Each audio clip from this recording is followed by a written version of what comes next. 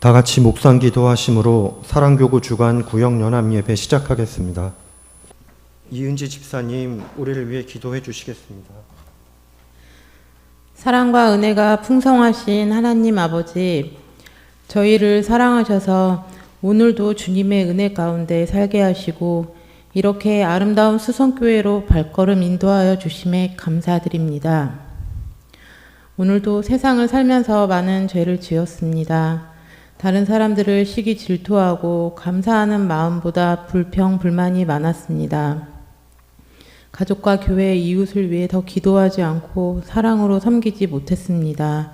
그런 저희들을 용서하여 주시고 주님의 은혜로 다시 새로워지게 하여 주시옵소서. 6월에는 대통령 선거가 있습니다. 이 나라를 진심으로 사랑하는 사람이 국민의 선택을 받게 하시고 평화와 번영을 위해 힘쓰고 겸손한 마음으로 대화하고 소통할 수 있는 지혜로운 대통령이 될 수 있도록 붙들어 주시옵소서. 주님, 우리 수성교회를 위하여 기도드립니다. 역사 깊은 90주년의 수성교회만이 아닌 주님을 향한 깊은 사랑이 가득하고 서로를 위해 기도하고 위로하는 성도들이 되게 하시고 모이기에 힘쓰며 주님 보시기에 좋은 공동체를 만들기 위해 노력하는 저희가 되게 하여 주시옵소서. 지역 사회를 위해 움직이게 하시고 헌신하며 봉사하는 일에 지치거나 소홀해지지 않도록 붙들어 주시옵소서. 무더운 여름이 다가옵니다. 폭염과 장마, 태풍으로부터 저희들을 지켜주시고 질병으로 고통받는 성도님들, 경제적 어려움 속에 있는 분들, 외로움과 고독 가운데 있는 이들에게 주님의 위로와 평안을 주시옵소서. 오늘도 말씀을 전하시는 목사님과 함께하여 주시고 저희들의 마음속에 힘있고 살아있는 말씀이 선포되어 주님의 은혜가 충만하게 하여 주시옵소서. 언제 어디서나 늘 주님께서 함께하여 주실 것을 믿으며 모든 것 감사드리며 우리 주 예수 그리스도 이름으로 기도드렸습니다. 아멘. 성경 말씀은 에베소서 5장 21절에서 33절까지입니다. 여러분은 그리스도를 두려워하는 마음으로 서로 순종하십시오.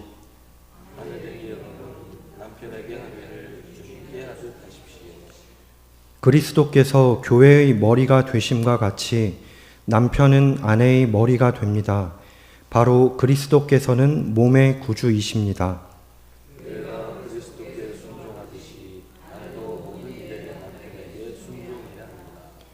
남편 된 이 여러분, 아내를 사랑하기를 그리스도께서 교회를 사랑하셔서 교회를 위하여 자신을 내주심 같이 하십시오.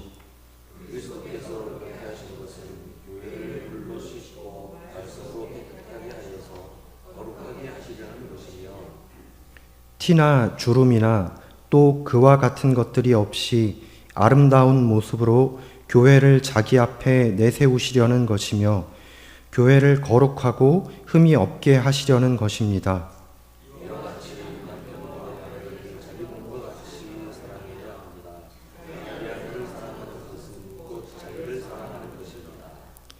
자기 육신을 미워한 사람은 없습니다.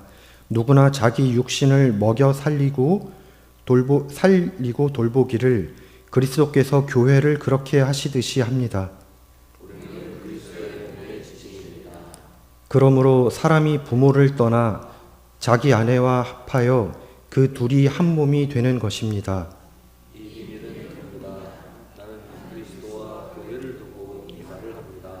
함께 봉독하시겠습니다. 그러므로 여러분도 각각 자기 아내를 자기 몸같이 사랑하고 아내도 자기 남편을 존중하십시오. 아멘. 사랑교구 나오셔서 특송한 후에 고현영 목사님께서 주님께 하듯이라는 제목으로 말씀 전하시겠습니다.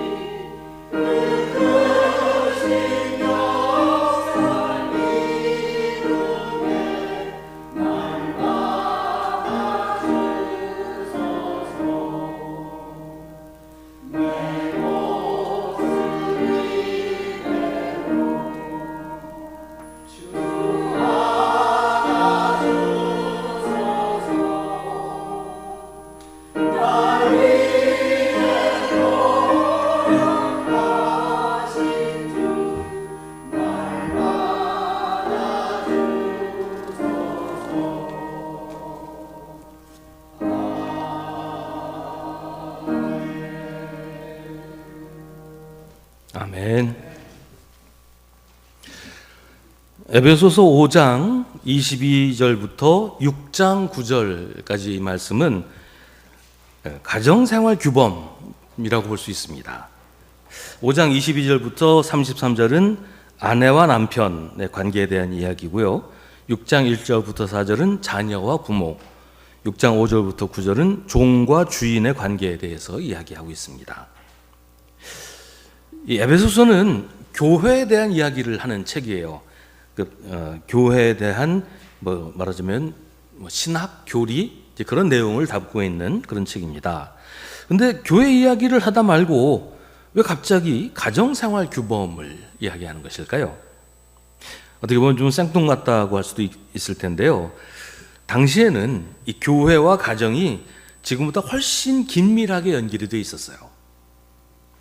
예를 들어서 사도행전에서 볼 수 있는 것처럼 바울이 빌립보에서 루디아라는 여성을 전도를 했는데, 루디아가 바울의 말씀을 듣고 예수를 믿기로 작정하고 그 가정이 함께 세례를 받았다, 이렇게 기록하고 있죠. 이것도 빌립보에서 있었던 일인데, 바울이 이 감옥에 갇히게 되는 일이 있었잖아요. 밤중에 이제 감옥 문이 열렸는데 도망가지 않고 있으니까 간수가 이제 바울을 찾아오죠. 바울이 도망가지 않고 있는 것을 보니까 이제 바울이 이 사람 보통 사람 아니다 이렇게 생각하고 바울을 자기 집으로 초대를 합니다. 그리고 바울의 전도를 받았겠죠. 그리고서 온 가족이 함께 세례를 받는 이야기가 또 나옵니다. 그러니까 그 당시에는 이 신앙이라고 하는 게 개인적인 일이기도 하겠지만 한 가정의 일이었던 그런 시대였다는 것입니다. 거기다가 그 당시 교회는 지금 우리 수원교회처럼 교회 건물이 따로 있고 주일에 한 번씩 교회에 모여서 예배드리고 그런 형태가 아니었어요. 예를 들면 에베소 교회, 그러면 에베소라고 하는 도시에 여러 가정교회들이 있었던 겁니다. 큰 건물이 없으니까 좀 규모가 있는 가정에서 한 두세 가정 정도가 모여서 이렇게 예배를 드렸던 것이죠. 그러니까 예배 자체도 몇몇 가정이 가족 단위로 모여서 함께 예배를 드리는 그런 형태였다는 것입니다. 그러다 보니까 이제 교회 생활과 가정 생활이 분리될 수가 없었어요. 서로 아주 긴밀하게 얽혀 있는 그런 상황이었다는 거예요. 그러니까 에베소서가 교회 이야기를 하면서 가정 이야기를 함께 한다는 게 결코 어색한 일이 아니었다는 것입니다. 에베소서에서 말하는 가정생활 규범을 한마디로 요약하면 피차 순종하라입니다. 피차 순종하라. 21절은 여러분은 그리스도를 두려워하는 마음으로 서로 복종하라라고 이야기하고 있습니다. 어느 쪽이 다른 한쪽을 일방적으로 지배하고 다른 쪽은 일방적으로 복종하는 그런 관계가 아니라 피차 순종하는 이런 관계여야 한다, 이런 얘기를 하고 있는 것입니다. 사실 앞서 말한 그 한쪽이 다른 쪽을 일방적으로 지배하고 다른 쪽으로는 일방적으로 복종하는 이런 관계가 그 시대 사회의 일반적인 규범이었어요. 가정, 그러면 남편이 아내를 일방적으로 지배하고 아내는 남편에게 일방적으로 종속되는 그런 관계였고, 뒤에 나오지만 부모와 자녀의 관계라든지 주인과 종의 관계도 한쪽이 일방적인 지배력을 가지고 다른 쪽은 그냥 군말 없이 복종해야 되는 이런 관계가 그 시대의 관계였다는 거예요. 근데 교회는 그와는 전혀 다르게 피차 복종하는, 서로 순종하는 상호적인 관계여야 한다라고 가르치는 것입니다. 이것을 서로 사랑하라는 표현으로도 말할 수 있겠지만, 어떻게 하는 것이 서로 사랑하는 것이냐, 이걸 좀 더 구체적으로 설명하는 것이 오늘의 말씀이고, 그게 서로 복종하는, 피차 순종하는 것이다 라는 것입니다. 22절은 먼저 아내에게 권면합니다. 남편에게 하기를 주님께 하듯 하라. 남편이 아내의 머리이기 때문이다. 이걸 교회에 비유해서 그리스도께서 교회의 머리이시기 때문에 교회가 그리스도에게 순종하는 것처럼 아내도 모든 일에 머리인 남편에게 순종하라, 이렇게 얘기를 하고 있어요. 근데 이렇게 얘기를 하면 굉장히 불편해하는 사람들이 많이 있죠. 현대사회에서는 이런 식의 관계가 어떻게 부부관계냐, 이건 온당하지 않다, 이렇게 생각하는 사람들이 많습니다. 가부장적인 사회에서 기존의 질서를 그대로 따라서 살고 그 질서를 그대로 유지하도록 하는 게 성경의 가르침이란 말이냐, 난 그 받아들일 수 없다, 이렇게 생각한단 말이에요. 근데 사실 역사적으로는 어느 사회든지 기독교가 들어가면 구시대의 질서를 타파하고 사회가 개혁되었던 것을 우리가 보잖아요. 계급사회에 들어가서 계급을 타파하고 남녀 성차별을 극복하고, 이게 교회의 역할이었어요. 우리나라도 기독교가 들어오기 전에 철저하게 양반과 평민이 구분됐던 반상사회였는데 기독교가 들어와서 반상의 차별이 없어졌잖아요. 한 교회에 양반과 백정이 같이 나오면서 양반보다 백정이 먼저 장로가 되고, 이런 역사가 있었던 게 기독교의 역사예요. 그런데 성경에서는 구시대의 질서를 그대로 유지하라, 이렇게 얘기하는 것일까요? 이 말씀을 이해하기 위해서는 먼저 그 시대가 엄격한 가부장 사회였다는 것을 이해할 필요가 있습니다. 그런 사회에서는 아내는 남자의 소유물이었어요. 남자의 재산이었어요.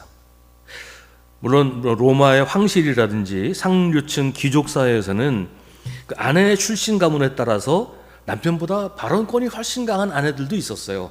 뭐 왕실의 뭐 우리식으로 이제 공주가 아내고 남편은 그냥 뭐 하층 귀족이라든지 뭐 이렇게 되면 아내의 발언권이 훨씬 강한 경우들도 물론 있었어요.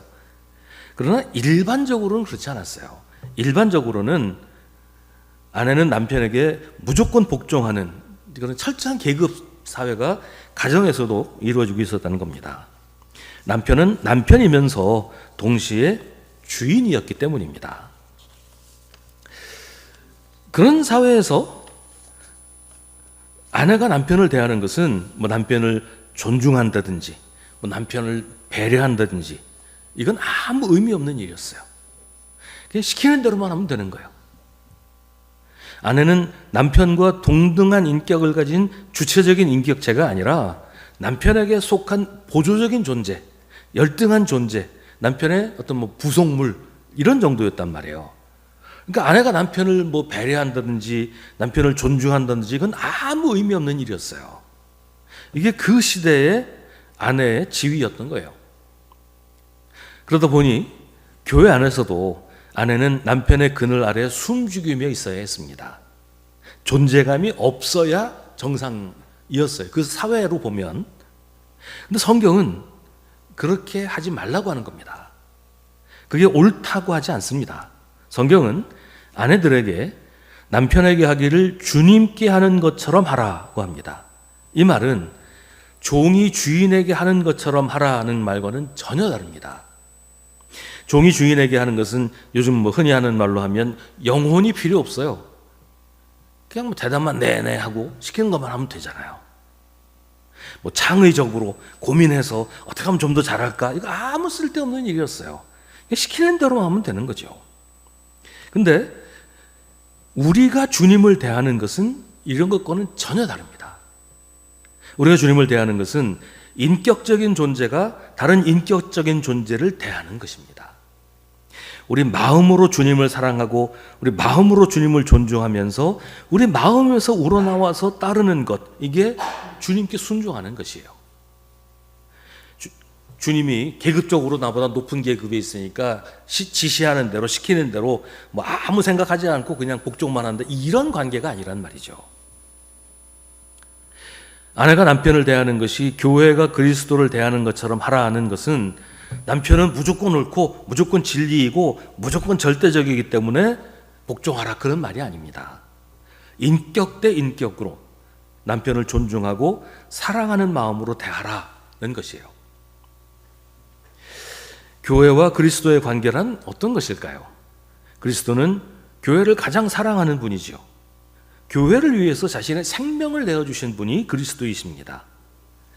자기를 가장 사랑하는 사람을 사랑하고 존중하고 그 뜻을 따르는 것은 너무나 자연스러운 일 아닙니까? 오늘 말씀에서는 아내 이야기를 먼저 하고 그 다음에 남편 이야기를 하지만 교회와 그리스도는 그리스도가 먼저입니다. 먼저 그리스도께서 사랑하셨고 먼저 그리스도께서 희생하셨습니다. 그 사랑과 희생 위에 교회가 세워졌죠. 교회가 그 사랑에 반응하는 것이에요. 그러니까 교회가 그리스도를 대하는 것처럼 남편을 대하라 라고 말할 때 이 남편에 대한 그 책임, 남편이 가지고 있는 책임, 남편의 의무, 이게 훨씬 더 크고 중요하다라고 우리가 이해를 해야 되는데 그 이야기는 이제 좀 뒤에 나옵니다. 성경은 독자들에게 시대의 한계를 뛰어넘으라고 요구하는 경우가 잘 없어요. 절대적인 가부장 시대에 여성이 남성보다 우위에 올라가서 남성을 지배하고 남성 위에 군림하라 이렇게 가르치지는 않아요. 근데 그게 성경의 한계다 이렇게 생각하면 안 됩니다. 성경은 그에 못지않은 파격적인 권면을 합니다. 남편이 아내보다 높은 자리에 있다, 혹은 아내가 그 남편을 뛰어넘어서 더 높이 올라가야 된다, 이런 관계가 아니고 아내와 남편이 동등한 인격체다라고 성경은 가르치는 겁니다. 아내가 남편을 대할 때 종속적이고 수동적인 자세로 뭐 시키는 대로만 하지 말고 주체적이고 능동적으로 남편과 인격적인 관계에서 남편을 대하라고 합니다. 이게 교회가 그리스도께 하는 것이고 이게 남편에게 순종하는 것입니다. 근데 이런 가르침이 의미 있기 위해서는 아내한테만 그렇게 요구해서는 안 돼요. 당연히 남편에게도 같은 수준의 요구를 해야 됩니다. 그래서 25절은 이렇게 얘기하죠. 남편 되니 여러분, 아내를 사랑하기를 그리스도께서 교회를 사랑하셔서 교회를 위하여 자신을 내주심 같이 하십시오. 28절은 이와 같이 남편도 아내를 자기 몸과 같이 사랑해야 합니다. 자기 아내를 사랑하는 것은 곧 자기를 사랑하는 것입니다. 성경은 아내에게 남편을 그리스도에게 하듯 대하라고 합니다. 그렇다면 남편은 아내를 그리스도께서 교회를 사랑하신 것 같이 사랑하는 게 맞지요. 성경은 남편에게 아내를 소유물로 비인격적인 그런 대상으로 여기지 말라고 합니다. 남편은 아내를 자기와 동등한 인격체로 대하고 마치 자기 자신을 사랑하는 것처럼 사랑하라고 말합니다. 엄격한 가부장 사회에서 이건 놀라운 요구예요. 이게 그 시대만의 일일까요? 어떻게 보면 지금 우리에게도 그대로 해당되는 얘기예요. 아직도 우리 사회의 가부장적인 전통이 완전히 사라지지 않고 있잖아요. 뭐 많이 평등해졌다고는 하지만 아직도 사회 전반적으로는 남성 우월 사회가 그대로 유지가 되고 있어요. 남편이 아내를 자기 자신과 동등한 인격체로 대하고 아내를 위하여 자기 자신을 내어준다. 이게 지금 이건 너무 당연한 일 아니야? 라고 받아들여지지 않고 있는 그런 사회 아니냐는 것이죠. 성경은 좀 더 구체적으로 얘기를 하는데요. 29절은 자기 육신을 미워하는 사람은 없습니다. 누구나 자기 육신을 먹여 살리고 돌보기를 그리스도께서 교회를 그렇게 하시듯이 합니다. 라고 말합니다. 이 말씀은 이렇게 한번 생각을 해보죠. 뭐 요즘도 그런 사람이 있는 것 같아요. 요즘도 그런 사람들이 있는데 한 세대 전에 좀 전에는 좀 부잣집 남편은 집안을 안 돌봤어요. 1년 내내 밖에 돌아다니면서 놀고 술 마시고 여자 만나고 이러면서 사는 사람들이 꽤 있었다는 얘기를 들었어요. 어떤 가정은 그런 남편이 한량이에요. 집에 재산은 좀 있었는데 그 재산 가지고 맨날 놀러 다니고 1년에 한 번씩 집에 들어온대요. 집에 올 때마다 아기가 하나씩 생긴다, 그런 집안이 있다는 얘기를 들었어요. 그런 일들이 있어서는 안 된다는 얘기를 하는 겁니다. 가정 살림은 돌보지 않고 향락에 빠져서 사는 남편들이 있었는데 그러지 말라는 거지요. 자기 하고 싶은 건 다 하면서 아내와 자녀를 돌보지 않아서 집에서는 애들이 굶고 있고, 그래서 아내가 애도 돌보랴, 애들 먹을 것 구하랴, 그래서 일하러 다니고 그 집안 전체를 혼자 짊어지고 아내가 사는 이런 일이 있어서는 안 된다는 얘기를 하는 겁니다. 요새 텔레비 프로 중에 무슨 이혼 관련된 그런 프로들이 참 많더라고요. 나와서 사연들 얘기하죠. 왜 이혼을 하려고 하는지, 그 가정 생활이 어떻게 진행되고 있는지. 근데 보면 정말 어이없는 가정이 너무 많아요. 그래서 어떤 사람들은 그거 사실이 아닐 거다. 작가가 대본 써준 대로 그냥 연기하는 거다. 이렇게 얘기하는 사람도 봤어요. 근데 그 남편이 회사에서 일해서 월급을 받는데 집에 일체 생활비를 안 준다는 거예요. 자기 혼자 다 쓴다는 거죠. 집안 살림은 아내가 또 일해가지고 겨우 애들 먹여 살리고 이런 가정들도 있다는 건데, 그러면 안 된다는 거예요. 누구나 자기 육신을 먹여 살리고 돌보기를 그리스도께서 교회를 그렇게 하시듯이 한다, 이렇게 얘기를 하는데, 그래서 자기 육신처럼 아내를 사랑하라고 얘기를 하는 겁니다. 남편은 자기가 밥을 먹으면 당연히 아내도 가족들도 먹여야 돼요. 자기만을 위해서 살아서는 안 되고 가정을 책임져야 한다는 거예요.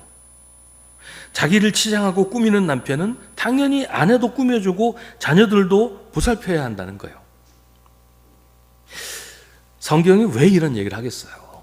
그런 사람들이 있었단 말이에요. 그 사회에도 있었지만 교회 안에도 그런 사람들이 있었다는 거예요. 어떤 경우에는 이런 것도 있을 수 있어요. 정말 열심히 해요. 교회에 정말 열심히 해요. 1년 내내 교회 와서 살아요. 돈도 안 벌고 집에서 아이들도 안 돌보고 그냥 교회 만나서 기도만 해요. 그것도 하지 말라는 거예요.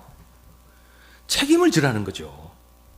제가 전에 있던 교회에 어떤 집사님이 저한테 그런 얘기하는 거 들었어요. 자기는 중고등학교 다닐 때 교회가 너무너무 싫었대요. 그분도 이제 교회 어려서부터 다녔던 분인데도 교회가 너무너무 싫었대요. 그래서 왜 그러냐 그랬더니 어머니가 권사님이었는데 너무 열심히 있는 분이라서 하루 종일 교회 가서 산대요.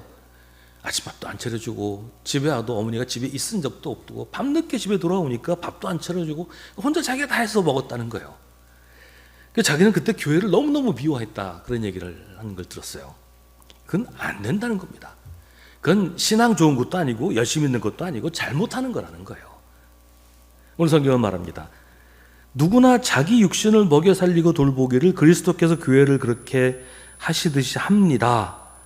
그렇게 가족도 아내도 돌봐야 됩니다 라고 얘기를 하는 거예요. 25절과 26절은 그리스도께서 교회에게 하신 일이 교회를 거룩하게 하시고 아름답게 하셔서 자기 앞에 내세우시는 것이라고 합니다.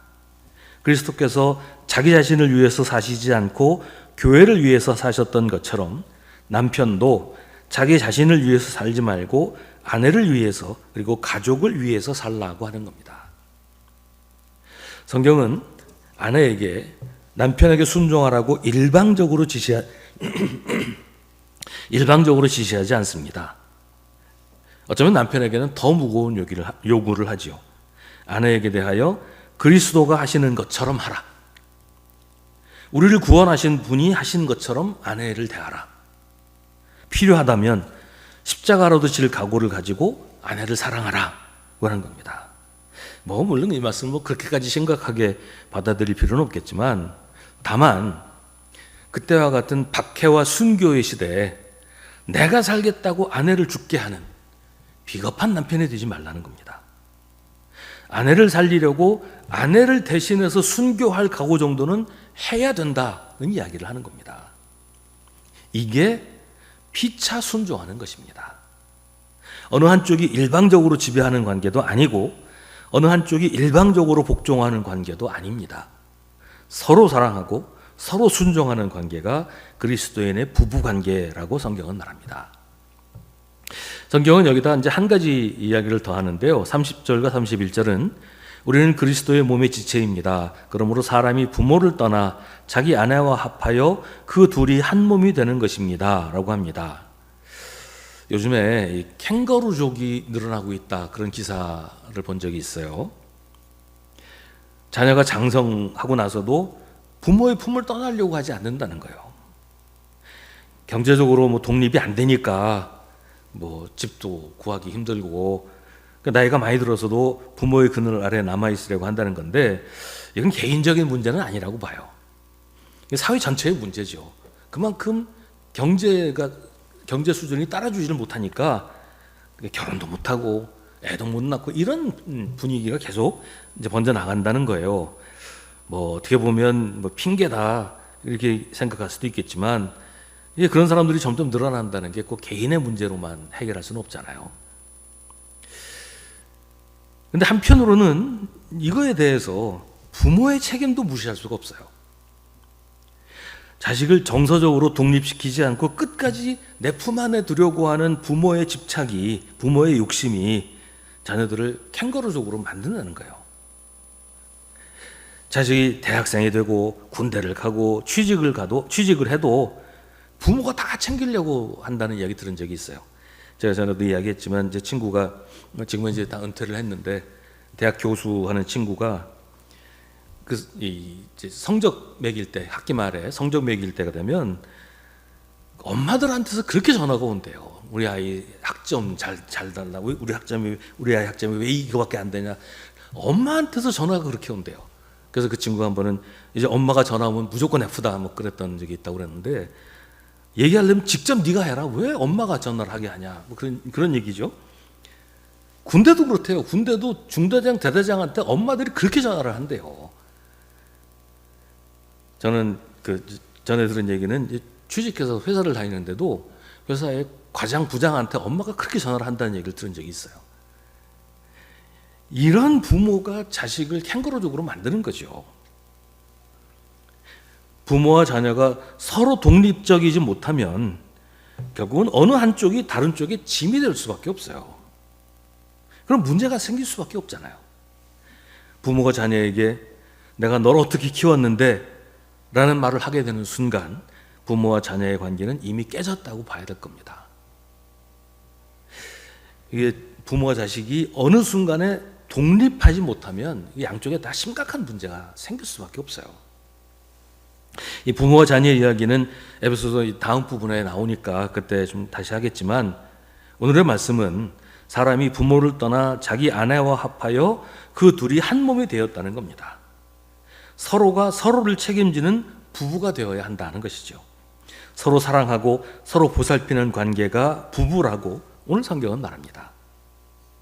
자기 아내를 자기 몸같이 사랑하고 아내도 자기 남편을 존중하십시오. 부부 사이에 무슨 어려움이 있을 때 혹은 뭐 배우자에 대해서 불만이 막 커져갈 때 오늘 이 말씀을 좀 곱씹어 볼 필요가 있을 것 같아요. 소리내서 여러 번 읽어보세요. 자기 아내를 자기 몸같이 사랑하고 아내도 자기 남편을 존중하십시오. 이걸 계속 한번 읽어보세요.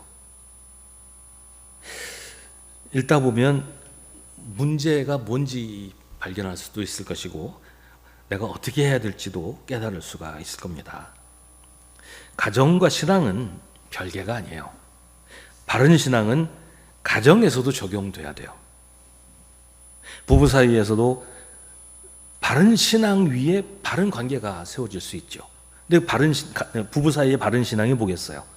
서로 사랑하는 거예요. 서로 같은 인격체로 존중하고 배려하는 것, 이게 바른 신앙이라는 겁니다. 내가 나를 사랑하듯이 아내를, 남편을 사랑하고 존중하는 것이 성경이 우리에게 명령하는 것입니다. 가장 가까운 사이인 아내와 남편 사이에서 이런 관계가 바르게 형성되면 이제 그 후로는 성도들에게로, 이웃에게로 이제 이어지게 됩니다. 우리 식구만 감싸고 두는 관계는 바람직한 관계가 아니에요.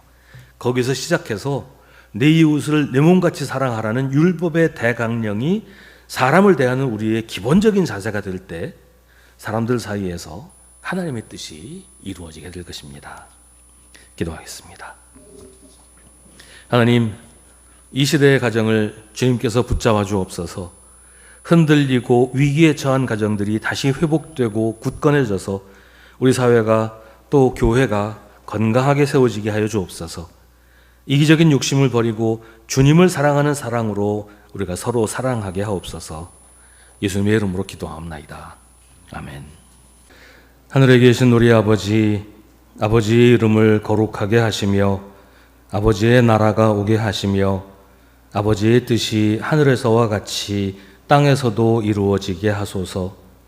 오늘 우리에게 일용할 양식을 주시고 우리가 우리에게 잘못한 사람을 용서하여 준 것 같이 우리 죄를 용서하여 주시고 우리를 시험에 빠지지 않게 하시고 악에서 구하소서.